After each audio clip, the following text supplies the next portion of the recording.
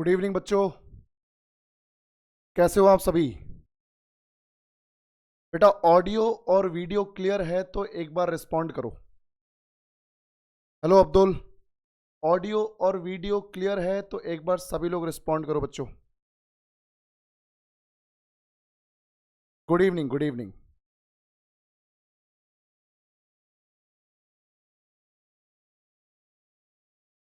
चलो क्लियर है तो बहुत बढ़िया, शुरू करते हैं फिर।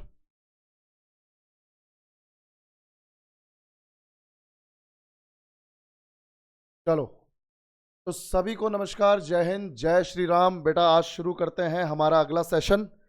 और जैसे कि आप देख सकते हो कि वी हैव ऑलरेडी कवर्ड 1915 वाले इवेंट्स। अब हमारे 1916 के इवेंट्स भी हमने कर लिए थे। इनफैक्ट कल ही हमने कर लिए थे अपने होम रूल लीग मूवमेंट और लखनऊ पैक्ट। अब हमारे पास 1916 से लेके 1918 के बीच के इवेंट्स हैं जो अपने आप में बहुत इंपॉर्टेंट हैं और यहां से बार बार क्वेश्चंस पूछे गए हैं। ठीक है, चलिए शुरू करते हैं। चलो बहुत बढ़िया, बहुत बढ़िया, सब कुछ क्लियर है तो अच्छी बात है, शुरू करते हैं। गुड इवनिंग, गुड इवनिंग, नमस्कार। चलो बेटा देखो ध्यान से। अब हमारे पास है 1916 से 1918 का पूरा सेशन। और उससे पहले आप सभी जानते हैं कि हमारा एटीएम बैच अब हमारे पास अवेलेबल है 799 में। और ये ऑफर आप सब जानते हो कि 1 जुलाई तक है।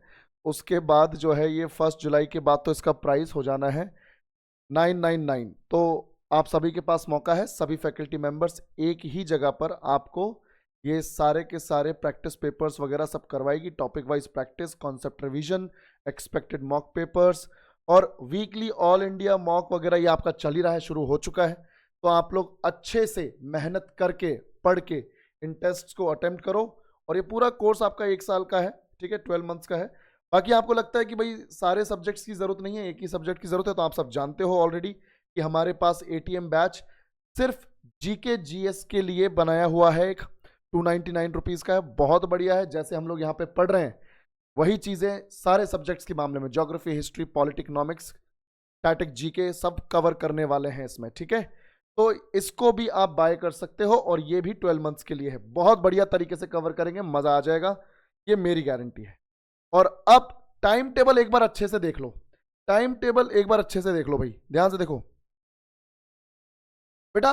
देखो क्लास का अपलोड होना, पीडीएफ का अपलोड होना, दूसरी टीम काम करती है, उनको हम पहुंचा देते हैं टाइम से। मे बी उनके पास वर्कलोड थोड़ा ज्यादा होता है तो थोड़ा लेट कर जाते हैं, पर कोई बात नहीं। अब मैंने बोला हुआ है, अब तुम्हारे पास वो पीडीएफ भी आ गई होगी, क्लासेस भी अपलोड हो गई होंगी। ठीक है, टाइम टेबल हमारा ये है। साइंस की क्लास सुबह 10 बजे हरीश सर आपकी क्लास लेते हैं। रीजनिंग 1 बजे दोपहर को आकाश सर की होती है। मैथ्स की 2 बजे साहिल सर। और जीके स्टैटिक अपनी 6 बजे क्लास हुआ करेगी। ये नया टाइम टेबल है, इसको अच्छे से अपडेटेड टाइम टेबल को याद रखो। और अब हमारे सामने पहला क्वेश्चन, बिल्कुल बिल्कुल दिल्ली से हैं भाई लोग दिल्ली से हैं।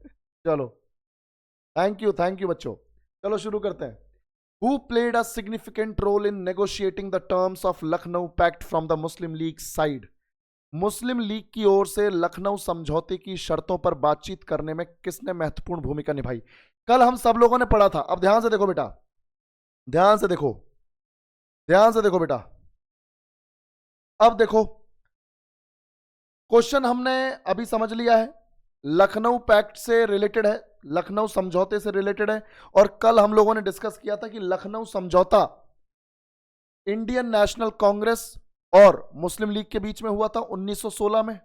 और तुम सब जानते हो कि भैया लखनऊ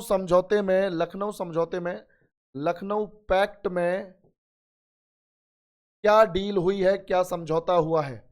2 डील्स हुई थी। एक तो आईएनसी के अपने अंदर मॉडरेट्स और एक्सट्रीमिस्ट, नरम दल के नेता और गरम दल के नेता एक हो गए फिर से, जो 1907 के सूरत स्प्लिट के बाद अलग हो गए थे, वो यहां पर 1916 में फिर एक हो गए। ठीक है भाई, लखनऊ समझौते में। और दूसरा हमने देखा था कि इंडियन नेशनल कांग्रेस और मुस्लिम लीग के बीच में एक डील हुई, जिसमें इंडियन नेशनल कांग्रेस ने बोला कि वादा करो कि तुम हिंदू मुस्लिम यूनिटी को तोड़ोगे नहीं, मुस्लिम लीग ने बोला हम वादा करते हैं नहीं तोड़ेंगे, आप हमें सेपरेट इलेक्टोरेट्स दे दो, पृथक निर्वाचन क्षेत्र दे दो, जो हमारा मॉरले मिंटो रिफॉर्म्स में आप लोगों ने कैंसिल करवा दिया था। और यहां पर वही होता है, एक गलती बहुत बड़ी हो जाती है, आप सब जानते हो कि मुस्लिम लीग को आईएनसी की तरफ से यहां पर पृथक निर्वाचन क्षेत्र दे दिए जाते हैं जहां पर मुस्लिम आबादी वाले इलाके हैं वहां पर। इसका मतलब है कि उनको सीट्स जो हैं रिजर्व होके मिल गई हैं। अब जब भी हिंदुस्तान में इलेक्शंस होंगे, मुसलमान उन सीटों पर इलेक्शन लड़ेंगे, मुसलमान ही उन निर्वाचन क्षेत्रों में वोट डालेंगे, और ऑब्वियस ही बात है जो भी जीतेगा वो मुस्लिम ही होगा।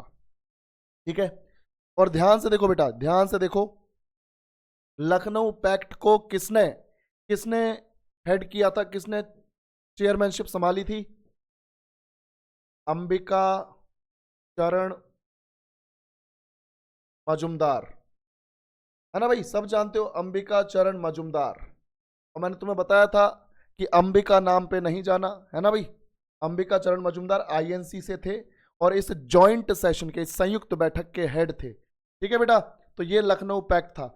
अब बात यह है कि सर आईएनसी की तरफ से कौन डील कर रहा है, सर मुस्लिम लीग की तरफ से कौन डील कर रहा है? तो मैं आपको बता दूं यहां पर बेटा, आईएनसी की तरफ से जो यहां पर डील हुई है वो हुई है बाल गंगाधर तिलक की तरफ से।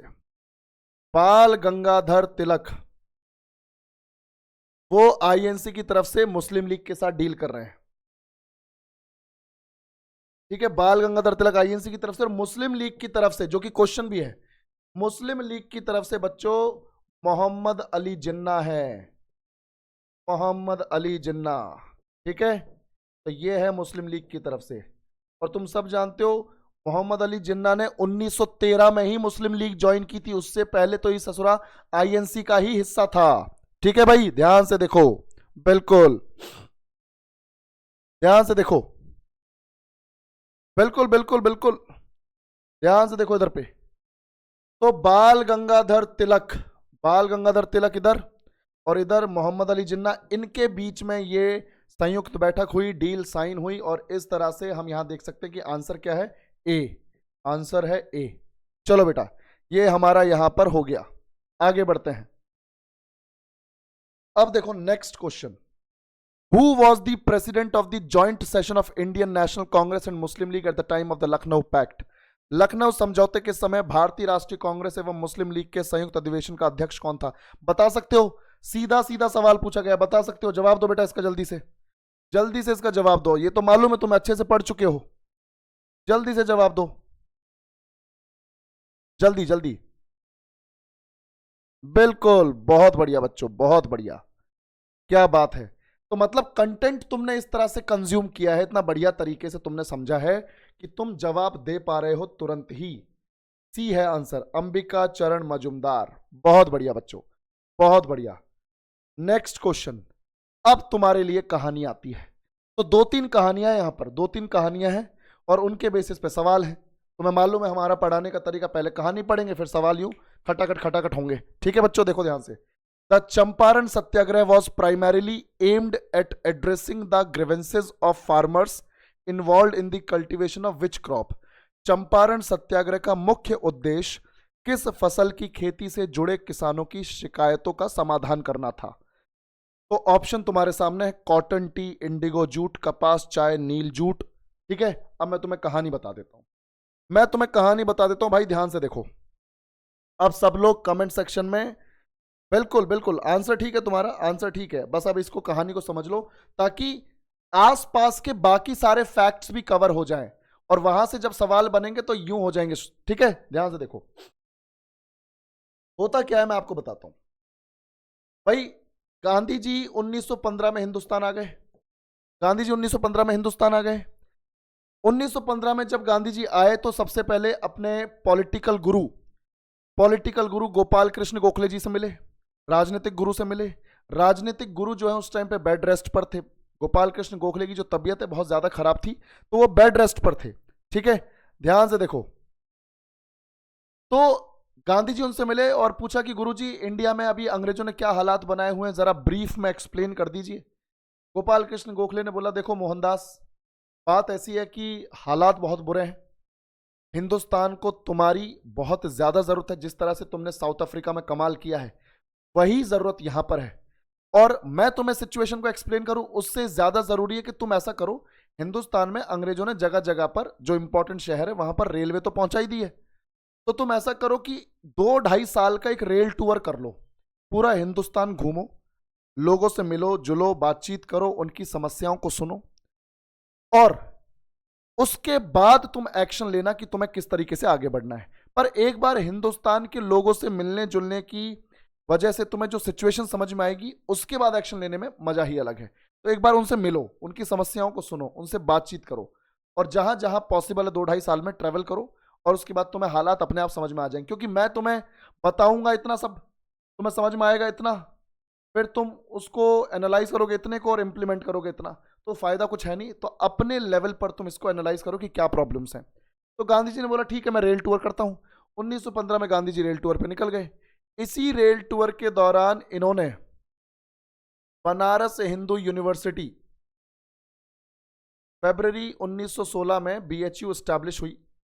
बनारस हिंदू विश्वविद्यालय, काशी हिंदू विश्वविद्यालय, सब जानते हो बनारस में है, वाराणसी में। तो यहां पर बीएचयू स्टैब्लिश हो गई उस जमाने में। बीएचयू को लेकर एक अलग क्वेश्चन मैं फॉर्म करूंगा ताकि यहां बीएचयू वाला कंटेंट पूरा कवर हो जाए, ठीक है। तो फिलहाल यहां पे देखो, गांधी जी जब रेल टूर पे थे तो काशी हिंदू विश्वविद्यालय, बनारस हिंदू यूनिवर्सिटी, जो फरवरी 1916 में जिसका इनॉग्रेशन हुआ, तो इस इनॉग्रेशन में गांधी जी को भी इनवाइट किया गया आईएनसी की तरफ से, क्योंकि आईएनसी के लीडर्स नहीं, आईएनसी के लीडर्स के एफर्ट से ही बीएचयू स्टैब्लिश हुई है 1916 में, जिसमें बहुत इंपॉर्टेंट रोल निभाया है एनी बेसेंट और पंडित मदन मोहन मालवीय ने। बीएचयू को स्टैब्लिश करने का अगर क्रेडिट जाता है, बच्चों ध्यान से देखो, बीएचयू को अगर स्टैब्लिश करने का क्रेडिट जाता है तो क्रेडिट जाता है मदन मोहन मालवीय और हमारी एनी बेसेंट को। इन्होंने ही बीएचयू को बनवाया था। और भी 3-4 लोग शामिल थे, जब मैं बीएचयू को डिटेल में पढ़ाऊंगा तो आपको समझ में आएगा।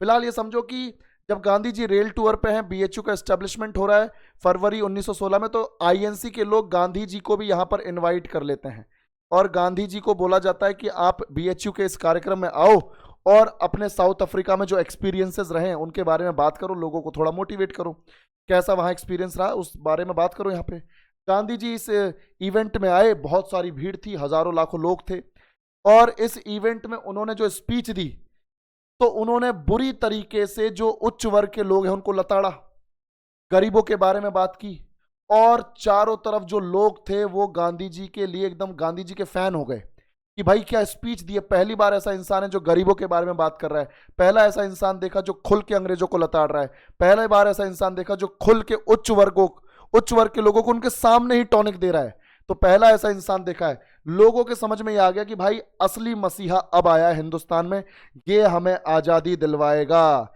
ये हमें आजादी दिलवाएगा। ये गांधी जी के बारे में लोगों की राय बन गई। अब क्या होता है, ये जो खबर है गांधी जी की, जो बनारस हिंदू विश्वविद्यालय में जो ये पब्लिक स्पीच थी, इस स्पीच की खबर बनारस के आसपास के सारे इलाकों में फैल गई। गांधी जी एकदम से पॉपुलर हो गए इस स्पीच के बाद जो इन्होंने बीएचयू में दी। और इसके बाद ये खबर जो है पहुंच गई चंपारण। कहां पर पहुंच गई बच्चों? चंपारण। ये है चंपारण, बिहार में आज के टाइम में, नेपाल और यूपी के बॉर्डर पर यह है चंपारण। तो चंपारण में एक किसान हुआ करता था उस जमाने में बच्चों। चंपारण में किसान था, उस किसान का नाम था, उस पीजेंट का नाम था, उस किसान का नाम था बच्चों राजकुमार शुक्ला। राजकुमार शुक्ला। अगर तुम सब लोग एनसीईआरटी पढ़ के आए हो तो अंग्रेजी की बुक में एक चैप्टर था इंडिगो, है ना, तुमने पढ़ा होगा। बिल्कुल बिल्कुल।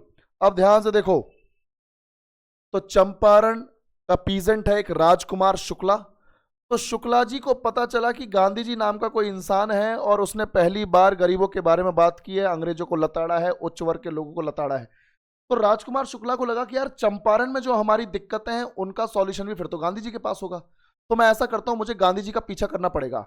इन्होंने पूरा पता किया कि गांधी जी रेल टूर पे हैं, गांधी जी कहां कहां जा रहे हैं, कब कहां जा रहे हैं, सब इन्होंने पता कर लिया और गांधी जी के पीछे पीछे हो लिए। अब जहां जहां गांधी जी जाए वहां वहां शुक्ला जी जाए। अब होता क्या है कि इसी ऑर्डर में, इसी क्रम में गांधी जी जो है एक बार कलकत्ता पहुंचे हुए तो शुक्ला जी भी पीछे पीछे हो लिए। गांधी जी को समझ में आ गया यार ये इंसान तो पीछा कर रहा है। ध्यान से सुनो बेटा, बिल्कुल। तो गांधी जी को लगा यार ये इंसान तो पीछा कर रहा है, तो गांधी जी ने बोला भाई यार पीछा क्यों कर रहे हो यार, अगर कोई समस्या है तो बताओ, कोई दिक्कत है तो बताओ। मैं बहुत टाइम से तुम्हें नोटिस कर रहा हूं कि जहां जहां मैं जा रहा हूं अपने रेल टूर के दौरान तुम पीछे पीछे आ रहे हो। कोई समस्या है तो बैठ के आराम से फुर्सत से बताओ। तब राजकुमार शुक्ला ने फुर्सत से बैठ के गांधी जी से रिक्वेस्ट की कि मैं चंपारण का एक छोटा किसान हूं, नील की खेती करते हैं हम लोग चंपारण में, और हमारे साथ बहुत अत्याचार हो रहे हैं गांधी जी। आपकी पब्लिक स्पीच के बारे में सुना था तो लगा था कि आप हमारे मसीहा हैं, आप हमें आज़ादी दिलवाएंगे, आप हमारी समस्याओं को सुनेंगे और उनका समाधान निकलवाओगे। तो बोला समस्या क्या है, प्रॉब्लम्स क्या है। तो एक एक करके शुक्ला जी जो है शुरू करते हैं अपनी समस्याएं बताना। ध्यान से देखो बेटा, ध्यान से देखो। पहली समस्या शुक्ला जी बताते हैं, गांधी जी पहली दिक्कत तो यह है कि हमारे चंपारण और चंपारण के आसपास के इलाकों में अंग्रेजों ने तीन कठिया सिस्टम इंप्लीमेंट किया हुआ है, तीन कठिया सिस्टम लागू किया हुआ है। गांधी जी को समझ में नहीं आया। बोला यार ये तीन कठिया सिस्टम क्या है। बोला गांधी जी ऐसी बात है कि मान लो चंपारण के किसी किसान के पास इतनी बड़ी जमीन है और एक किसान के पास इतनी छोटी जमीन है, तो दोनों ही किसानों को, चाहे किसी के पास भी छोटी या बड़ी जमीन हो, दोनों ही किसानों को अपनी जमीन के 3/20वें हिस्से पर 3/20th पार्ट पर नील की खेती करनी है, इंडिगो की खेती करनी है। और गांधी जी ये कंपल्शन है, ये मैंडेटरी है, ये अनिवार्य है, ये कंपल्शन है हमारे ऊपर कि हमें नील की खेती करनी ही करनी है हमारी जमीन के 3/20वें हिस्से पर। बाकी पे हम अपनी बेसिक क्रॉप्स जो मुख्य फसलें वो उगा सकते हैं, पर 3/20वें हिस्से पर यानी 15%, भाई 3/20 मतलब 15% हिस्से पर हमारी जमीन के हमें यहां पर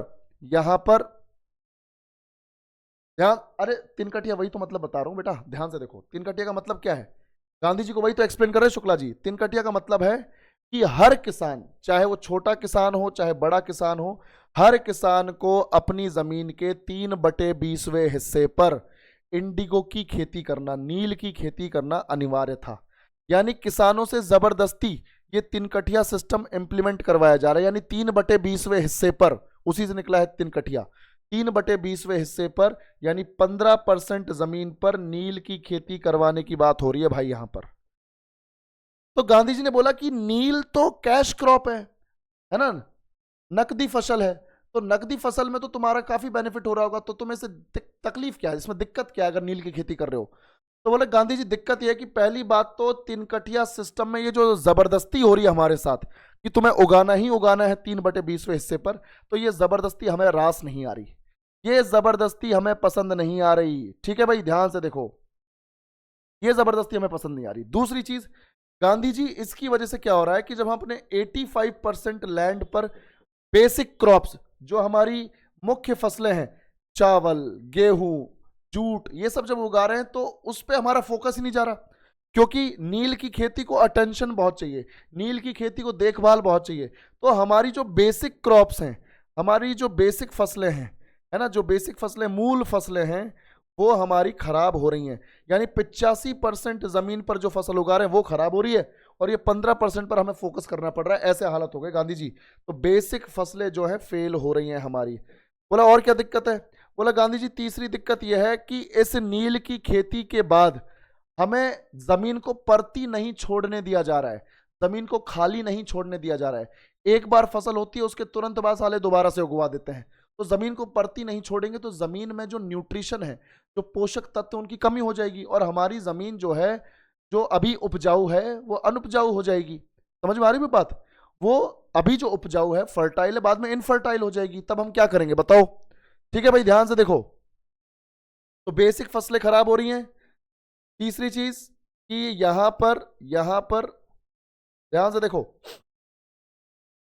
एक तो तिनकटिया सिस्टम, दूसरा बेसिक फसलें, तीसरा यहां पर कि अगर हम नील की खेती कर भी रहे हैं, नील की खेती कर भी रहे हैं तो हमें सही दाम नहीं मिल रहा है मार्केट में, सही दाम नहीं मिल रहा, नील की खेती का सही दाम नहीं मिल रहा।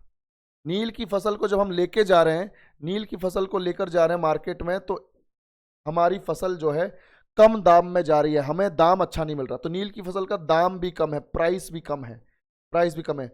और एक जो अभी हमने डिस्कस किया, दाम तो कम है ही, एक जो हमने डिस्कस किया कि हमारी भूमि की, हमारी जमीन की, हमारी जो जमीन है, लैंड है, उसकी उर्वरता कम हो रही है, उसकी फर्टिलिटी कम हो रही है। तो जमीन की उर्वरता कम हो रही है क्योंकि लगातार खेती करवा रहे हैं बिना जमीन को परती छोड़े। जमीन की उर्वरता कम हो रही है। ठीक है, ये भी एक दिक्कत है, उपजाऊपन कम हो रहा है। और एक और दिक्कत बच्चों, दिक्कत क्या कि गांधी जी इन्होंने हमसे डबल टैक्स लेना शुरू कर दिया है, हमसे दो तरह के कर लेने शुरू कर दिए हैं। ठीक है भाई, बेटा कैश क्रॉप है, कैश क्रॉप नकदी फसल है। ठीक है, नकदी फसल है। ध्यान से देखो, अब देखो, ध्यान से देखो, इंटरनेट बहुत बढ़िया चल रहा है, एक आधी सेकंड की बफरिंग होती है, साला तुम लोग टेंशन में आ जाते हो। देखो इधर पे, जमीन की उर्वरता कम हो रही है, नील की फसल के दाम नहीं मिल रहे, बेसिक फसलें फेल हो रही हैं। ये कंपल्शन किया है, अनिवार्य किया है, हमें पसंद नहीं आ रहा ये। और एक चीज और, हमसे डबल टैक्सेस लिए जा रहे हैं। डबल टैक्सेस क्यों? अब मैं बताता हूं डबल टैक्सेस क्यों। भाई राजकुमार शुक्ला बोल रहे हैं गांधी जी को डबल टैक्सेस इसलिए लिए जा रहे हैं गांधी जी, क्योंकि हुआ ये कि कुछ एक दो साल पहले तक सब ठीक था। हमारी नील की जो खेती थी उसका अच्छा दाम हमें मिल जाता था, कोई परेशानी नहीं थी। अभी क्या हुआ गांधी जी, एक दो साल पहले जर्मनी ने निकाल दी आर्टिफिशियल इंडिगो, केमिकल इंडिगो निकाल दी, यानी रासायनिक नील की खेती कर ली उन्होंने। और अब जो है यूरोप में हमारी जो अपनी ऑर्गेनिक नील है, हमारी जो खास नील है, इसकी डिमांड कम हो गई है। भाई सीधी बात यह है, हिंदुस्तान से जो नील जा रहा है यूरोप में कपड़ों की रंगाई छपाई के लिए, ध्यान से सुनो, नील नील की खेती इसलिए की जा रही है ताकि यूरोप में नील को पहुंचाया जा सके। वहां पर औद्योगिकरण चल रहा है, वहां कपड़ों की रंगाई वगैरह में नील का इस्तेमाल हो रहा है, और बढ़िया क्वालिटी की नील है हिंदुस्तान में। पर दिक्कत यह हो रही है, अब एक दो साल तक तो सब ठीक था, जर्मनी ने सिंथेटिक इंडिगो, आर्टिफिशियल इंडिगो, रासायनिक इंडिगो निकाल दी है, और वो बिल्कुल वैसी काम कर रही है जैसे हमारे वाली काम करती है। बस फर्क क्या है, क्योंकि वो जर्मनी यूरोप में ही है, यूरोप में ही वो सामान अपना नील का सप्लाई कर रहे हैं, तो उनको जो है प्राइस कम रखना पड़ रहा है, तो प्राइस कम रख रहे हैं तो यूरोप के लोग खरीद रहे हैं। यानी हमारे हिंदुस्तान से जो नील जा रही है उसका प्राइस ज्यादा है, जर्मनी की जो नील है उसका प्राइस कम है। तो ये अंग्रेज जो हैं, अब जर्मनी की नील जब से बिकने लगी है यूरोप में, तो हमारे वाली तो बिक नहीं रही, तो अंग्रेजों को लग रहा है हमारा नुकसान हो रहा है, तो ये ससुरे हमसे डबल टैक्स ले रहे हैं, उस भरपाई के लिए हमसे डबल टैक्स ले रहे हैं। गांधी जी ये बताओ क्या करें, अब बताओ गांधी जी क्या करें? तो गांधी जी ने बोला देखो भाई शुक्ला जी, तुम्हारी इन बातों पे मैं आंख मूंद के तो भरोसा कर नहीं सकता, और वैसे भी मैं हिंदुस्तान के रेल टूर पर हूं और समस्याएं ही सुन रहा हूं। तो ऐसा करते हैं, ये सच में प्रॉब्लम्स हैं कि नहीं, तुम्हारे चंपारण चलते हैं और तुम्हारे बाकी किसानों से बातचीत करते हैं। ध्यान से देखो, कि तुम्हारे साथ चलते हैं और किसानों से बातचीत करते हैं, और अगर कोई प्रॉब्लम हुई इस तरह की जो तुम बता रहे हो तो मुद्दा वहीं रिजॉल्व कर देंगे। राजकुमार शुक्ला बहुत खुश कि गांधी जी जैसा इंसान पहली ही मीटिंग में उसकी समस्या को समझने के लिए उसके साथ उसके चंपारण जाना चाह रहा है। तो गांधी जी ने मन बना लिया और ये राजकुमार शुक्ला के साथ चंपारण की तरफ हो लिए। पर इस बीच क्या होता है, गांधी जी बोलते हैं कि ठीक है हम चंपारण तो चलेंगे, हमारे कांग्रेस के एक दो साथी हैं बिहार में ही, हम उनको भी बुला लेते हैं। राजकुमार शुक्ला ने बोला ठीक है जी बुला लीजिए। तो गांधी जी ने, एक तो बाई प्रोफेशन अपने लॉयर थे, वकील थे, एक बाई प्रोफेशन टीचर थे, उन दोनों कांग्रेस के सदस्यों को बुला लिया अपने साथ के लिए। तो एक तो थे बच्चों डॉक्टर राजेंद्र प्रसाद, थे, जो बाद में स्वतंत्र भारत के पहले राष्ट्रपति भी बनते हैं। तो डॉक्टर राजेंद्र प्रसाद ये थे लॉयर, ये तो वकील थे बाई प्रोफेशन। और एक है जेबी कृपलानी, अब तुम बोलोगे सर जेबी कृपलानी कौन? तो बेटा जीवन दास, ठीक है, नहीं जीवत राम भगवान दास, पूरा नाम यह है जीवत राम भगवान दास कृपलानी। ये बाई प्रोफेशन टीचर हैं, माठ साहब हैं, ये मास्टर जी हैं। ठीक है, जैसे हम माठ साहब, ये भी मास्टर जी।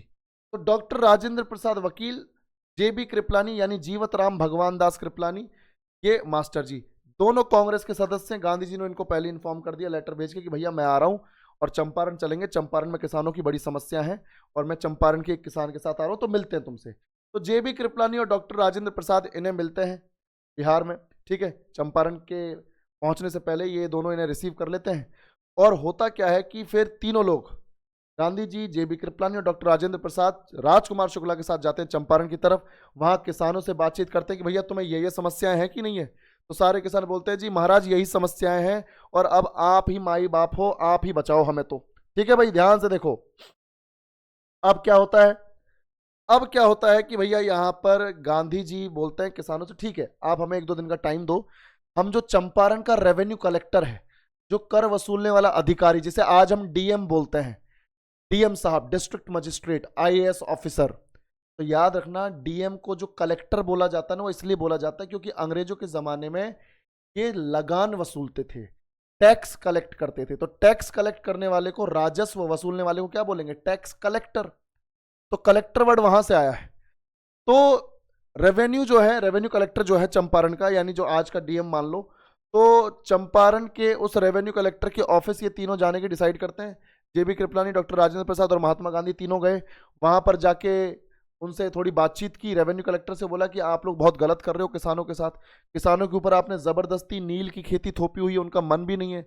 दूसरी बात कि आप लोग जो है 15% पर जमीन, 15% जमीन पर खेती करवा रहे हो अनिवार्य रूप से, ये तो बिल्कुल गलत बात है। आप ऐसे फोर्स कैसे कर सकते हो? उसके बाद जो है आपके 15% पर इतना फोकस रहता है बेचारे किसानों का कि उनकी जो अपनी बेसिक क्रॉप से जो मूल फसलें हैं वो खराब हो रही है 85% लैंड पर। फिर आप उनकी जमीन को खाली भी नहीं छोड़ने दे रहे, परती नहीं छोड़ने दे रहे कि जमीन की फर्टिलिटी वापस आ जाए। आपको तो ससुरा ऐसा है कि नील कटी नील उगाओ, नील कटी नील उगाओ, ये चल रहा है आपका। तो आप अपने फायदे के लिए किसानों के बारे में सोच ही नहीं रहे हो। और दूसरी बात, फिर आप डबल टैक्सेस क्यों ले रहे हो भाई?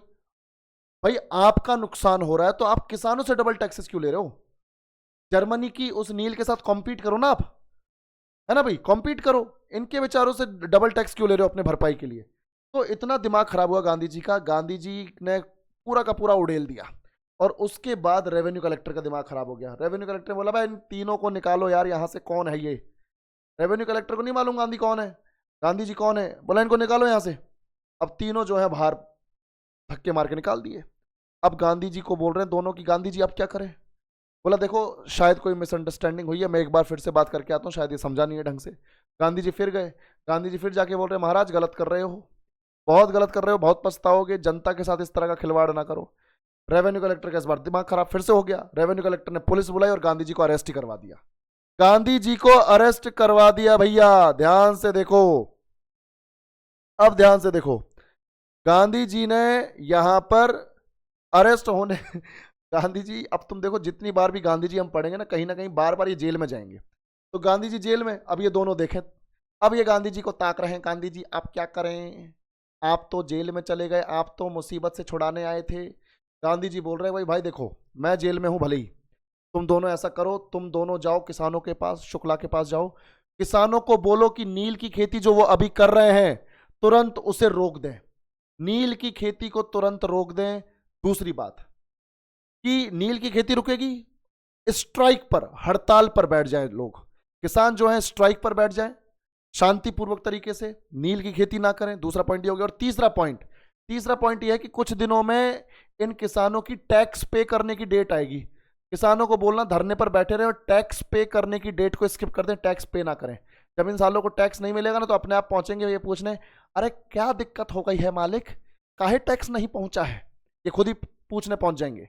तो उनको किसानों को बोलो धरनाबाजी करें, नील की खेती रोक दें, जितनी कर रहे हैं वहीं रोक दें, और जब टैक्स पे करने की डेट आएगी तो उसको स्किप कर दें। ठीक है भाई, ध्यान से देखो। तो गांधी जी ने ये आइडिया दे दिया, ये दोनों गए शुक्ला जी को जाके समझा दिया, शुक्ला जी ने सारे किसानों को इकट्ठा कर लिया, सारे धरने पर बैठ गए। अब जब टैक्स पे करने की बारी आई तो वो डेट स्किप कर दी किसानों ने, किसी ने टैक्स नहीं दिया। अब रेवेन्यू कलेक्टर की लुप लुप हो रही है, अब रेवेन्यू कलेक्टर की लुप लुप हो रही कि ससुरा टैक्स तो आया ही नहीं चंपारण से।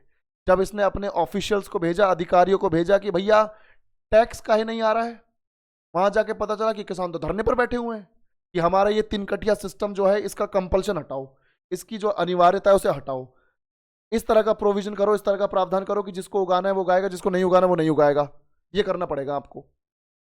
तो भाई अब होता क्या है कि रेवेन्यू कलेक्टर टेंशन में आ गया, उसने अपने सीनियर्स को बोला कि महाराज सर जी ये तो ऐसे कर रहे हैं, टैक्स नहीं आया, अब क्या करें? तो जो ऑफिसर्स हैं उन्होंने बोला ठीक है हमें समझ में आ गया ऐसा क्यों हो रहा है, और ये होना ही था, हमने अंग्रेजों ने, हम लोगों ने इतना अत्याचार कर दिया इनके साथ कि बेचारे ये तो होना ही था, आज निकल होना था। तो रेवेन्यू कलेक्टर बोला टेंशन मत ले, कोई दिक्कत नहीं, हम ऐसा कर रहे हैं, यहाँ से एक इंक्वायरी कमेटी, एक जांच समिति बना के भेज रहे हैं जो इस पूरे मामले को चेक करेगी और फैसला जो है हम कोशिश करेंगे किसानों के फेवर में ही जाए। यानी अंग्रेज भी समझ गए कि ये तो होना ही था और इसको ज्यादा नहीं बढ़ा सकते, वरना किसान जो है जो थोड़ा बहुत दे रहे हैं इनको वो भी नहीं देंगे। तो आखिर में क्या होता है, 1916 में ही जून के मंथ में 1916 में अंग्रेज जो है एक कमेटी बना के भेजते हैं। उस कमेटी का नाम था चंपारण, ध्यान से देखो बेटा, चंपारण एग्रेरियन इंक्वायरी कमेटी। इसका मतलब है, इसका मतलब क्या है देखो, चंपारण एग्रेरियन इंक्वायरी कमेटी का मतलब क्या है, चंपारण कृषि संबंधी, एग्रेरियन मतलब कृषि संबंधी जांच समिति। ये समिति जो है बेटा 1916 में आ गई है, 1916 में, सॉरी 1916 बोल रहा हूँ, 1917 है ये चंपारण सत्याग्रह बच्चों, 17 में, माफी चाहता हूँ, 1917 में। तो जून 1917 में, ध्यान से देखो, जून 1917 में Champaran agrarian inquiry committee, Champaran कृषि संबंधी जांच समिति आई और अंग्रेजों ने इन्हें पढ़ा के भेजा है। ध्यान से देखो, अंग्रेजों ने इन्हें पढ़ा के भेजा है कि भाई ऐसा है, किसानों से ज्यादा पंगे मत लेना, थोड़ी जाके नौटंकी कर लेना। जांच समिति के सदस्य को क्या बोला, जाके वहां थोड़ी सी नौटंकी कर लेना कि बताओ तुम्हारी क्या क्या समस्याएं हैं, अच्छा ये भी दिक्कत है, अच्छा वो भी दिक्कत है। पहुंच गई समिति, वही कर रही है वहां जाके, आप लोग ये धरना क्यों दे रहे हो, आपको ऐसी क्या जरूरत आन पड़ी है, ये धरना क्यों, किसानों ने बताया ये दिक्कत है इसलिए धरना दे रहे हैं। बोला अच्छा, हमें भी लगता है कि आपको परेशानी तो हो रही है, चलिए कोई बात नहीं, ऐसा करते हैं कि जो किसान उगाना चाहते हैं नील वो उगाएं, जो नहीं उगाना चाहते वो ना उगाएं। हम ऐसी रिपोर्ट बना देते हैं, सीनियर्स को भेज देते हैं और आपके लिए एक नया कानून बन जाएगा जिसमें चंपारण में जो भी नील की खेती अनिवार्य रूप से की जा रही है उसे, उसकी अनिवार्यता को हटा दिया जाएगा। बोला ठीक है। तो जून 1917 में ये इंक्वायरी कमेटी आई और उसके कुछ दिनों बाद ही एक एक्ट आ गया, चंपारण एग्रेरियन एक्ट, एक कानून आ गया चंपारण एग्रेरियन एक्ट, यानी चंपारण कृषि कानून, चंपारण कृषि कानून जो है यहां पर आ गया, चंपारण कृषि कानून 1917। और इस कानून में लिखा हुआ था कि जो लोग ध्यान से देखो बेटा, जो लोग इसको उगाना चाहते हैं मन से वो उगाएं, जिसको नहीं उगाना वो ना उगाए। अब से कोई कंपल्शन नहीं है नील को उगाना। बस गांधी जी ने जेल से बैठे बैठे ही खेला करवा दिया, देखो जेल से बैठे बैठे खेला करवा दिया गांधी जी ने। समझ में आ रहा है कि नहीं, ध्यान से देखो। तो यहां पर गांधी जी ने जेल से बैठे बैठे सारा कांड करवा दिया और इस तरीके से चंपारण सत्याग्रह सक्सेसफुल हो गया, चंपारण सत्याग्रह सक्सेसफुल हो गया। गांधी जी को भी जेल से रिलीज कर दिया गया और राजकुमार शुक्ला और दूसरे जो किसान हैं उनकी हो गई है यहां पर मौज। बिल्कुल बिल्कुल पंकज, बिल्कुल मैं आगे से ध्यान रखूंगा, स्पेशल पेज पे लिखेंगे, डोंट वरी। वॉइस मिसमैच हो रही है, क्या बात कर रहे हो? बिल्कुल अदिति, बिल्कुल 6 बजे क्लास होगी, ठीक है भाई। इंटरनेट तो बढ़िया चल रहा है, तुम्हारे इंटरनेट में थोड़ा सा इश्यू हो सकता है, एक बार रिफ्रेश कर लो, ठीक है। चलो, इस तरीके से 1917 में चंपारण सत्याग्रह सक्सेसफुल हो गया है बेटा, ठीक है। अब आगे बढ़ते हैं, अब तुम सवाल करो भाई। चंपारण सत्याग्रह का मुख्य उद्देश्य किस फसल की खेती से जुड़े किसानों की शिकायतों का समाधान करना था? बताओ भाई, जल्दी से जवाब दो। चलो, थैंक यू आदित्य, चलो बढ़िया, बहुत बढ़िया बहुत बढ़िया। इस असुरा कौन बी बोल रहा है बे? चाय कौन बोल रहा है? हरा कुछ भी बोल रहे हो? चलो, तो नील की खेती, बिल्कुल। ससुरा चाय बोल रहा है, चाय पीने का टाइम हो गया तुम्हारा इसलिए चाय बोल रहे हो। ये देखो भाई, अब यहां पर देखो next question. Which local leader from Champaran first invited Mahatma Gandhi to look into the issues faced by the farmers? Champaran के किस स्थानीय नेता ने सबसे पहले महात्मा गांधी को किसानों के मुद्दों पर विचार करने के लिए आमंत्रित किया था? बताओ किसने आमंत्रित किया है भाई, किसने आमंत्रित किया है? जल्दी बताओ किसने आमंत्रित किया है, इसका जवाब दो। बिल्कुल बिल्कुल, बहुत बढ़िया बच्चों, राजकुमार शुक्ला, राजकुमार शुक्ला, बहुत बढ़िया, C. Next question, what was the immediate outcome of the Champaran Satyagraha? जो चंपारण सत्याग्रह किसानों ने किया गांधी जी के कहने पर, उसका तात्कालिक परिणाम क्या हुआ? एकदम से क्या परिणाम निकला? जमींदारी प्रथा का उन्मूलन, असहयोग आंदोलन का गठन, किसानों की शिकायतों की जांच के लिए एक समिति की नियुक्ति, नई कर नीतियों का परिचय। बताओ, जल्दी बताओ।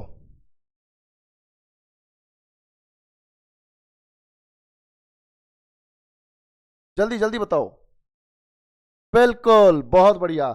यहां पर भी आंसर सी है, यहां पर भी आंसर सी है, बहुत बढ़िया। तो किसानों की शिकायतों की जांच के लिए एक समिति बनाई गई, बिल्कुल यही तो था इमीडिएट एक्शन। अब बेटा देखो, यहां पर एक नया इवेंट है, एक नया इवेंट है, ध्यान से देखो। Which of the following was a key promise made in the August declaration of 1917? अब देखो बेटा होता क्या है। अगस्त डिक्लेरेशन, अगस्त घोषणा क्या है मैं बताता हूं।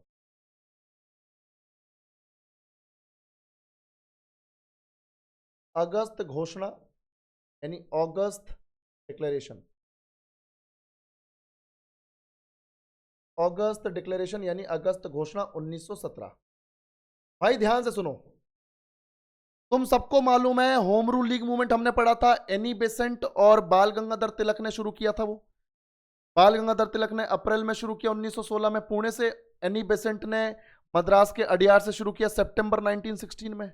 इधर इनका साथ दे रहे थे अपने एनसी केलकर सचिव के तौर पर, सेक्रेटरी के तौर पर, जोसेफ बैप्टिस्टा प्रेसिडेंट के तौर पर, अध्यक्ष के तौर पर, और इधर साथ दे रहे थे जॉर्ज अरुंडेल अपनी एनी बेसेंट का, और उसके बाद अपने सीपी रामास्वामी अय्यर और बीपी वाडिया। ये सब हम पढ़ चुके हैं, ये सब हम पढ़ चुके हैं। तो अब बात यह कि वो home rule league movement successful हुआ था कि नहीं हुआ था? ध्यान से देखो, तो 1917 में क्या होता है, जो भारत का राज्य सचिव था, सेक्रेटरी ऑफ द स्टेट था, ध्यान से देखो, भारत का जो राज्य सचिव था, भारत का राज्य सचिव यानी secretary of the state, secretary of the state for India. तो जो हमारा सेक्रेटरी ऑफ द स्टेट था इस टाइम पर है बच्चों, इस टाइम पर है एडविन मॉन्टेग्यू। एडविन मॉन्टेग्यू, क्या नाम है इसका? Edwin Montagu. ये ससुरा हमारा ब्रिटेन में बैठा हुआ है, सेक्रेटरी ऑफ द स्टेट, हमारे भारत का राज्य सचिव एडविन मॉन्टेग्यू। इस बंदे ने 20 तारीख को, ध्यान से सुनो बेटा, 20 अगस्त को 1917 में, 20 अगस्त 1917 में इस बंदे ने घोषणा की, एडविन मॉन्टेग्यू ने। ये हमारा सचिव है उस टाइम पे, भारत का राज्य सचिव है। ध्यान से देखो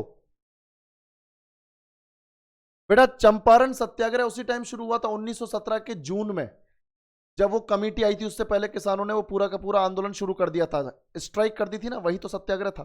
ठीक है, तो 20 अगस्त 1917 को भारत का राज्य सचिव एडविन मॉन्टेग्यू डिक्लेयर करता है कि हमने डिसाइड किया है कि अब से हिंदुस्तान में, ध्यान सुनो ये क्या बोल रहे हैं, अब से हिंदुस्तान की एडमिनिस्ट्रेशन की, ध्यान से सुनो, अब से हिंदुस्तान की एडमिनिस्ट्रेशन की हर ब्रांच में, प्रशासन की प्रत्येक शाखा में, अब से हम हिंदुस्तानियों को अपॉइंटमेंट देंगे, हिंदुस्तानियों को नियुक्ति देंगे।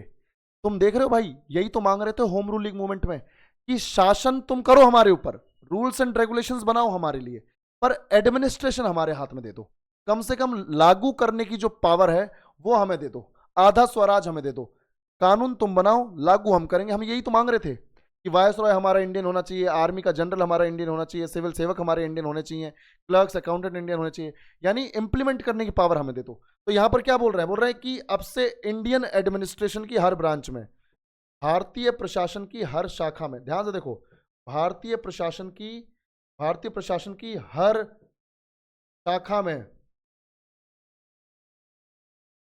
प्रत्येक शाखा में अब से भारतीयों की नियुक्ति होगी। भारतीय प्रशासन की प्रत्येक शाखा में यानी इंडियन एडमिनिस्ट्रेशन की हर ब्रांच में अब से भारतीयों की नियुक्ति होगी, यानी अब से ज्यादातर जो डिपार्टमेंट हैं एडमिनिस्ट्रेशन से, प्रशासन से संबंधित, उन सब में जो इंडियंस हैं उन्हीं को प्रायोरिटी दी जाएगी। तो भारतीय प्रशासन की प्रत्येक शाखा में भारतीयों की नियुक्ति, ये वादा कर रहा है यहां पर, ठीक है। ये बोल रहा है कि ये हम अब करने वाले हैं, इसने डिक्लेयर कर दिया। इसी को बोलते हैं अगस्त घोषणा, कि अब से इंडियन एडमिनिस्ट्रेशन की हर ब्रांच में हम इंडियंस को ही प्रायोरिटी देंगे। भारतीय प्रशासन की प्रत्येक शाखा में हम भारतीयों की ही नियुक्ति करेंगे, और हम पूरी कोशिश करेंगे कि भारतीय जो हैं अपने खुद से चलाने वाली संस्थाओं का निर्माण करें, ठीक है। भारतीय एक तो प्रशासन में पहुंचे ही, साथ ही साथ जो स्वयं संचालित, ठीक है बच्चों, स्वयं संचालित जो संस्थाएं हैं उनको भी भारतीय संभालें और अपना डेवलपमेंट करें, अपना विकास करें। स्वयं संचालित संस्थाओं को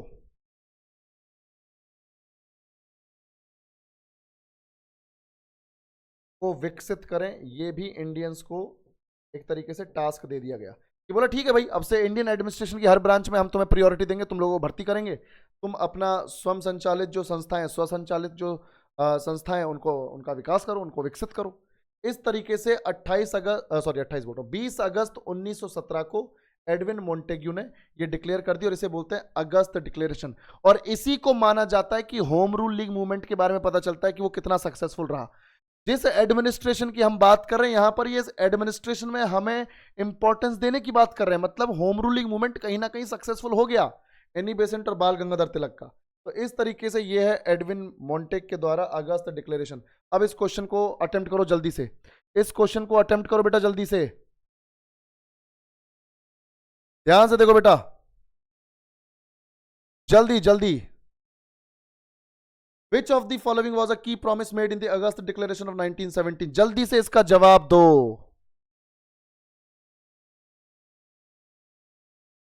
बिल्कुल आदित्य, बिल्कुल। इंग्लिश और हिंदी दोनों में दिक्कत यह है कि तुम सब मिक्स्ड हो, और हिंदी इंग्लिश एक साथ लिखने में टाइम थोड़ा लग जाता है, पर मैं पूरी कोशिश करूं, ठीक है।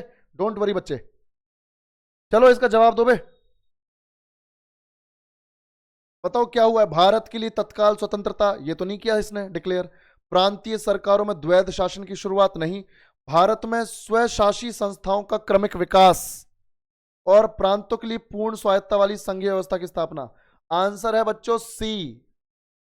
भाई स्वशासी संस्थाओं का क्रमिक विकास, जो खुद से हिंदुस्तानी शासन करें उनका क्रमिक विकास करो। भाई यही तो पढ़ा अभी हम लोगों ने, अभी यही तो पढ़ा।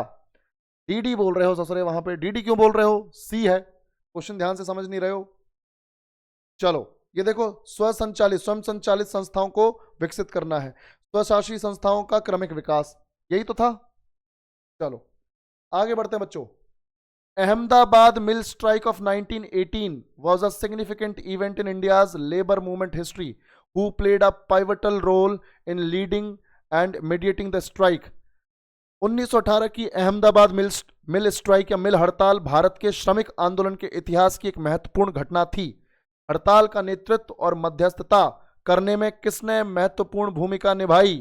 तो अब ये हमारा इंपॉर्टेंट सवाल है, इसके बारे में जल्दी से बताता हूं तुम लोगों को। ध्यान से देखो बेटा, अहमदाबाद मिल स्ट्राइक फटाफट से समझो। होता क्या है कि ये अहमदाबाद है अपना, और अहमदाबाद शुरू से ही फेमस है अंग्रेजों के जमाने से सूती कपड़ा उद्योग के लिए, सूती कपड़ा उद्योग के लिए, कॉटन टेक्सटाइल इंडस्ट्री के लिए, सूती कपड़ा उद्योग के लिए हमारा अहमदाबाद फेमस है। और इसी चक्कर में तो इसे मैनचेस्टर ऑफ इंडिया भी कहा जाता है ना बच्चों। तो कॉटन टेक्सटाइल इंडस्ट्री के लिए फेमस है अपना अहमदाबाद। ये जगह कौन सी बच्चों? अहमदाबाद, अहमदाबाद। तो कॉटन टेक्सटाइल इंडस्ट्री के लिए फेमस है, इसी को अहमदाबाद को क्या बोलते हैं हम लोग? मैनचेस्टर ऑफ इंडिया, ठीक है, Manchester of India. Manchester actual में इंग्लैंड में है, और पूरे विश्व भर में फेमस है कॉटन टेक्सटाइल इंडस्ट्री यानी सूती कपड़ा उद्योग के लिए। हम बोलते हैं तेल लगाने गया मैनचेस्टर, हमारा मैनचेस्टर है अहमदाबाद। तो हमारे इंडिया का मैनचेस्टर क्या है? अहमदाबाद। हम ससुरे एक्चुअल मैनचेस्टर की ऐसी तैसी कर देते हैं। अब ध्यान से देखो, तो कॉटन टेक्सटाइल इंडस्ट्री के लिए फेमस था। इस जमाने में यहाँ पर कई सारी मिलें, फैक्ट्री लगी हुई थी सूती कपड़ा उद्योग की। पर होता क्या, मैं आपको बताता हूँ। होता यह है कि बात हो रही है, अभी बात हो रही है बच्चों फरवरी 1918 की। फरवरी 1918 में अहमदाबाद मिल स्ट्राइक होती है, पर बात है पुरानी थोड़ी सी कि 1917 का नवंबर का मंथ, 1917 का दिसंबर का मंथ और 1918 का जनवरी का मंथ। ये जो पिछले 3 महीने हैं, पिछले 3 महीनों में अहमदाबाद में फैल गया था प्लेग, चूहों से फैलने वाली डिजीज, चूहों से फैलने वाली डिजीज जो कॉन्टेजियस होती है, जो एक दूसरे के कांटेक्ट में आने से, जो एक दूसरे के कांटेक्ट में आने से फैल जाती है। ठीक है, अब ध्यान से देखो बेटा, तो ये जो प्लेग फैला, ये जो प्लेग फैला, इसके बाद एक छोटी सी कहानी और है, फिर ये खत्म हो जाएगा। ये जो प्लेग फैला तो उसकी वजह से क्या हुआ, जो अहमदाबाद में जो मिलें थी, जो कारखाने थे, उनके मालिकों को लगा कि यार अगर हमारे मजदूरों को प्लेग फैल गया, एक से दूसरे को फैलेगा, दूसरे को तीसरे से, और ये सारे के सारे तो हमारे स्किल्ड लेबर्स हैं, यानी कि ये सारे के सारे हमारे जो हैं एकदम अपने काम में कौशल लोग हैं, मशीनें चलाना जानते हैं। कोई राह चलते मजदूर थोड़ी है कि इनको बोल दिया भाई उठा के जरा 2 तसले मिट्टी डालना इधर पे, ये उस तरह के मजदूर थोड़ी, ये तो मशीनें सीखे हुए हैं। अगर हमारे इन मशीन चलाने वाले मजदूरों को कुछ हो गया तो हमारी मशीनें चलाएगा कौन, हमारा तो साला काम ठप पड़ जाएगा। तो मिल ओनर्स ने डिसाइड किया कि यार ऐसा करते हैं, जब तक अहमदाबाद में जब तक प्लेग फैला हुआ है तो ऐसा करते हैं लॉकडाउन लगा देते हैं 2-3 महीने के लिए, जब तक ये बीमारी चली जाएगी हमारे मजदूर भी सेफ रहेंगे और मजदूर 2-3 महीने बाद आके फिर से काम पे लग जाएंगे। 2-3 महीने की बात है, लॉकडाउन लगा देते हैं सारी की सारी फैक्ट्रियों पे इस प्लेग के चक्कर में। तो क्या होता है कि भाई देखो मजदूर तो हैं दिहाड़ी पे काम करने वाले, दिन भर काम करते हैं तो शाम को उनका पैसा मिलता है और उनके घर में चूल्हा जलता है। तो अब बात यह है कि प्लेग भी फैला है सिर्फ अहमदाबाद में, बाकी दूसरी साइट्स भी हैं, जैसे अपना इधर गांधीनगर, वहां पर भी कॉटन टेक्सटाइल है गांधीनगर में उस जमाने में, इधर अपना सूरत में भी कॉटन टेक्सटाइल है थोड़ा बहुत। तो भाई जो कौशल लेबर है, जो कौशल श्रमिक है, जो कुशल श्रमिक है, उसके पास तो कोई कमी थोड़ी है काम की। भाई अगर उसको मशीन चलाना आता है तो कोई और कंपनी रख लेगी, कोई और कारखाना रख लेगा उसे।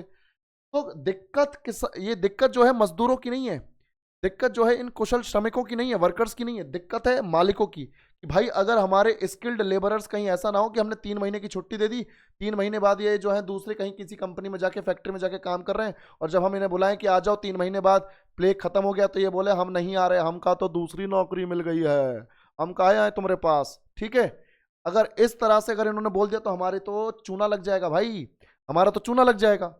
तो अब ये सोच रहे हैं कि 3 महीने की छुट्टी भी दें हम और मजदूर टिके भी रहें, कहीं और जाएं भी ना। तो तुम सबको मालूम है कि क्या करना होगा भाई, मजदूरों को एडवांस में सैलरी देनी पड़ेगी, तब जाके रुकेंगे। अब तुम बोलोगे सर अगर ऐसा हुआ कि ये तो चले गए इनको 3 महीने की एडवांस सैलरी दे दी और इनको बोला कि 3 महीने बाद आ जाना, पता चला मजदूर ही जो है 3 महीने की सैलरी लेके गायब हो गया, कहीं और काम कर रहा, 3 महीने की सैलरी भी ले गया और गायब भी हो गया। तो सारी सिचुएशंस को ध्यान में रखते हुए, सारे सिचुएशन को ध्यान में रखते हुए बेटा ध्यान से देखो, सारी सिचुएशन को ध्यान में रखते क्या होता है कि मिल ओनर्स डिसाइड करते हैं कि भाई ऐसा है, तो अपने अपने मजदूरों के पास चलते हैं सारे के सारे लोग, है ना, और उनसे रिक्वेस्ट करते हैं। तो सब पहुंच गए अपने मजदूरों के पास, मजदूरों से बोल रहे हैं देखो जी हम लोगों को आपकी चिंता है, आपकी चिंता कुछ नहीं है, सालों को अपनी फैक्ट्री की चिंता है। ठीक है, बोला हमको आपकी चिंता है, हम नहीं चाहते कि हमारे मजदूरों की तबीयत खराब हो, उनकी जाने जाएं, तो हम चाहते हैं कि 2 से 3 महीने के लिए हम फैक्ट्रियों पर ताला लगा रहे हैं। और रही बात आपकी सैलरी की, आपके दिहाड़ी की, तो आप बिल्कुल भी लोड मत लो, 3 महीने बाद जब फैक्ट्री खुलेंगी तो हम आपको 3 महीने की आधी सैलरी प्लेग बोनस के तौर पे दे देंगे, यानी 50% सैलरी 3 महीने की। आप घर पे बैठो, आराम से घर पे बैठो, मौज लो, कोई दिक्कत नहीं, पर 3 महीने बाद आप वापस जरूर आ जाना, हम आपकी सैलरी 3 महीने के बाद जैसी फैक्ट्री खुलेगी तुरंत दे देंगे। तो मजदूर बोल रहे हैं फिर हम करेंगे क्या 3 महीने बैठ के, भाई पैसा कुछ तो दो। बोला ऐसा करो आप लोग ना लोन ले लो, आप लोग कर्ज ले लो उस 50% सैलरी के हिसाब से, हम 3 महीने बाद आपको सैलरी दे देंगे, तो उतने अमाउंट के हिसाब से जो आपकी सैलरी हो, 3 महीने की जो आधी सैलरी उसके हिसाब से लोन ले लो, घर का खर्च चलाओ और 3 महीने बाद वापस आ जाओ। जैसे ही आप वापस आओगे हम आपको पैसा देंगे, आप अपना लोन चुका देना। मजदूर मान गए कि साला फ्री में बैठे बैठे आधी सैलरी मिलेगी 3 महीने की, तो मौज है, घर में तो खर्चा ही खाने का है सिर्फ, और तो कोई खर्चा ही नहीं है। सारे मजदूर मान गए, 3 महीने के लिए छुट्टी पर चले गए, कर्ज ले लिया जगह जगह से और अपना घर खर्च चलाया। और उसके बाद 3 महीने बाद जब वापस आए तो बोल रहे हैं मालिक जो आप बोल रहे थे कि वो प्लेग बोनस दोगे वो दे दो, थोड़ा सा हफ्ते भर में दे दो ताकि हमारा जो ब्याज चल रहा है वो रुक जाए। अब मालिक जो है 3 महीने बाद बोल रहे हैं हाँ हाँ हाँ हाँ, बोला तो था, हमने वादा तो किया था, चलो देते हैं हफ्ते भर के अंदर देते हैं। सारे मजदूर खुश, वापस से काम पे लौट गए।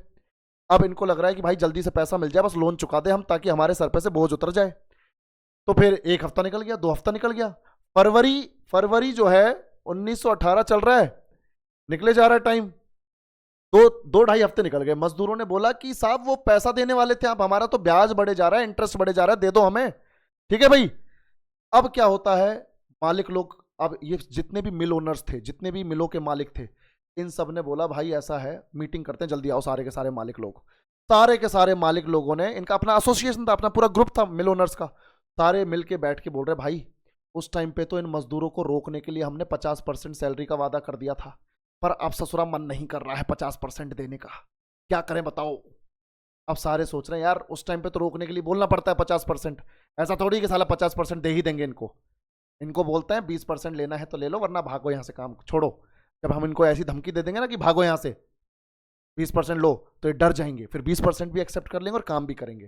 तो ये ससुरे ये ससुरे क्या करते हैं, अब देखो, मिल ओनर्स जाके एक मजदूरों के सामने गए, अपने अपने मजदूरों के सामने, देखो हुआ ये है कि 3 महीने से प्रोडक्शन रुका पड़ा है, आपको तो मालूम है फैक्ट्री बंद है, तो हमारे पास, हमने वादा तो किया था आप लोगों से 50% का, पर हमें लगता नहीं कि हम उतना दे पाएंगे, तो हम आपको 20% दे सकते हैं, आप 20% ले लो, और 20% जो पैसा आपको देंगे हम, उससे अपना 20% लोन चुका दो, बाकी धीरे धीरे अपनी सैलरी से चुका देना। साला मजदूरों के पैरों के नीचे जमीन हिल गई भाई, कि सालो तुम्हारे चक्कर में 50% सैलरी, 50% सैलरी 3 महीने की, उसके हिसाब से लोन लेके बैठे हैं, उसके हिसाब से इंटरेस्ट जा रहा है, और तुम बोल रहे हो अब की 20% ले लो।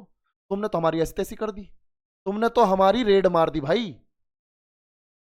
अब ये परेशान हो गए, ये रिक्वेस्ट कर रहे हैं कि मालिक 50% दे दो, मालिक 50% दे दो, परिवार चलाना है, घर का खर्चा चलाना है मालिक, 30% जो लोन बचेगा वो कहां से चुकाएंगे मालिक। इस तरह से रोने लग गए ये लोग। अब जब ये रोने लग गए तो भाई वो बोल रहे नहीं जी देखो हमारे पास तो अब इतना ही है, आप लोग सोच लो क्या करना है, आप लोग काम कर सकते हो तो करो, वरना कहीं और काम ढूंढ लो। डरा दिया इनको। अब मजदूरों में टेंशन हो गई कि भाई कहीं और काम करने जाएंगे तो 50% पूरा सैलरी से भरना पड़ेगा, अभी तो यह है कि 20% मिल जाएगा, पर 20% से सेटिस्फेक्शन नहीं मिल रहा। अब इन सबको कौन याद आएंगे, सारे मजदूरों को कौन याद आएंगे, गांधी जी। गांधी जी को इनवाइट किया गया, और गांधी जी को किसने इनवाइट किया, उस टाइम पे इन्हीं बिजनेसमैन, इन्हीं मिल ओनर्स की फैमिलीज, ध्यान से सुनो, इन्हीं मिल ओनर्स की फैमिलीज में से एक फैमिली के 2 भाई बहन थे। एक भाई का नाम है अंबालाल साराभाई, अंबालाल साराभाई। विक्रम साराभाई साइंटिस्ट को जानते हो ना आप लोग, उन्हीं के फादर हैं ये, अंबालाल साराभाई। और इन्हीं की बहन है अनसुईया बहन साराभाई, अनसुईया बहन साराभाई। दोनों भाई बहन जो हैं, इनको पता चल गया कि यार हमारे बिरादरी के लोग कैसे इन मजदूरों को परेशान कर रहे हैं, हमारे जो ये मिलोनर्स जो हैं, हमारी फैमिली के लोग हैं, ये किस तरह से इनको परेशान कर रहे हैं, हमारी बिरादरी के लोग जो हैं इनको परेशान कर रहे हैं। तो इन दोनों भाई बहनों से देखा नहीं गया। और अनुसुईया बहन तो लंदन स्कूल ऑफ इकोनॉमिक्स से पढ़ी हुई थी भाई, लंदन स्कूल ऑफ इकोनॉमिक्स से। तो इन दोनों को लगा कि अब तो गांधी जी को बुलाना ही पड़ेगा भाई, गरीब मजदूरों के एक्सेस में थोड़ी गांधी जी, ये पढ़े लिखे लोग हैं। इन्होंने गांधी जी को इनवाइट किया, लेटर लिख के बोला गांधी जी आओ, हमारी बिरादरी के लोग हमारे मजदूरों को परेशान कर रहे हैं, 50% बोनस देके, मतलब 50% बोनस का वादा करके इनको 20% चिपका रहे हैं। गांधी जी आए, मजदूरों से मिले, और उसके बाद मजदूरों से मिलके गांधी जी ने बोला ठीक है मैं बात करता हूँ मिल ओनर से। तो मिल ओनर्स के एसोसिएशन से गांधी जी ने अपॉइंटमेंट मांगा कि मुझे मिलना है। मिल ओनर सोच रहे हैं ये ससुरा कांडी आदमी है रे, कि जहां जहां जाता है ऐसी तैसी कर देता है, इससे नहीं मिलना है। पहले तो उन्होंने मिलने से ही मना कर दिया, ध्यान से देखो बेटा, ध्यान से। अब क्या हुआ है कि मिलने से मना कर दिया, वो समझ गए कि ये गांधी जो है कांडी आदमी है, ये कांड करने आया हमारे साथ, तो उन्होंने मिलने से मना कर दिया। उसके बाद गांधी जी ने फिर रिक्वेस्ट की, तो सोचा कि चलो मिल ही लेते हैं, देखते हैं क्या बात करते हैं गांधी जी। गांधी जी पहुंचे, गांधी जी उनको बोल रहे हैं आप बहुत गलत कर रहे हो, 50% का वादा किया था, उनको चिपका रहे हो 20%। ऐसे थोड़ी होता है यार, तुम्हारे चक्कर में साला 50% के हिसाब से लोन लेके बैठे हुए हैं, वो ब्याज कितना जा रहा है, तुम बोल रहे 20% से लोन चुका, तो कैसे चुका देंगे, वो बहुत गलत कर रहे हो आप लोगों के पास पैसा है, आप जानबूझ के नहीं दे रहे हो। तो वो बोल रहे हैं सुनिए गांधी जी, ये हमरा और हमारे मजदूरों का बीच का मामला है, हम लोग कैसे अपने मजदूरों के साथ डील करेंगे, ये हमको आपसे सीखने की जरूरत नहीं है, अगर आपकी चपड़चू हो गई हो तो निकल जाओ यहाँ से। गांधी जी को वहां से निकाल दिया इन्होंने, मीटिंग खत्म।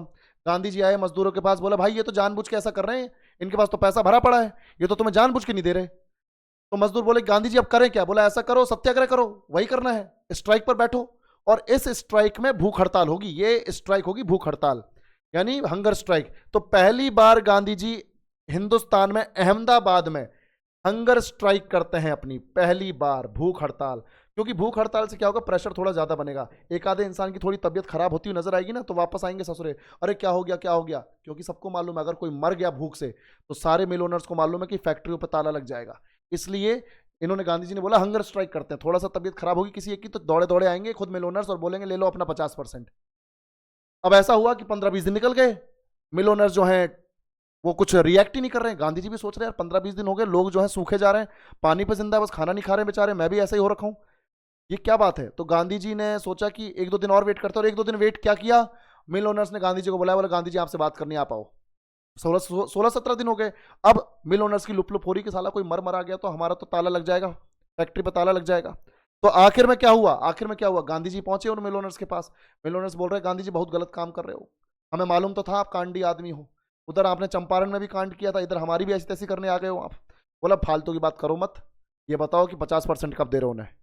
मिल ओनर्स बोल रहे 50% तो कभी नहीं देंगे, 20% से 35% कर देंगे पर 50 नहीं करेंगे, चाहे वो मर जाए हमारी चौखट के सामने, हमारी फैक्ट्री के सामने। गांधी जी बोल रहे ठीक है 35% दो।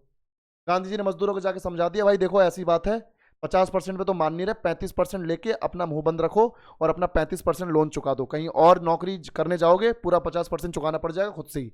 अभी 35% मिल रहा है, इस पे सेटल करते मामला। और ये पूरा मामला 35% पर सेटल हो गया। इस तरीके से मजदूर भी थोड़े खुश हो गए और पूरा मामला रिजॉल्व हो गया। इस तरीके से यहां पर ये पूरा मामला सुलझा है। अब मुझे बताओ क्वेश्चन क्या था। 1918 की अहमदाबाद मिल हड़ताल भारत के श्रमिक आंदोलन के इतिहास की एक महत्वपूर्ण घटना थी। हड़ताल का नेतृत्व और मध्यस्थता करने में किसने महत्वपूर्ण भूमिका निभाई, महात्मा गांधी। आंसर क्या है बच्चों, महात्मा गांधी। सबको इतना समझ में आया। एक क्वेश्चन और है, एक क्वेश्चन और है, पर ये जो है खेड़ा सत्याग्रह वाला इसको कल करेंगे, आज थोड़ी टाइम की कमी है। पर एक क्वेश्चन इसको तुम जो है इसको अटेम्प्ट कर लो, ये क्वेश्चन तुम्हारे काम का है।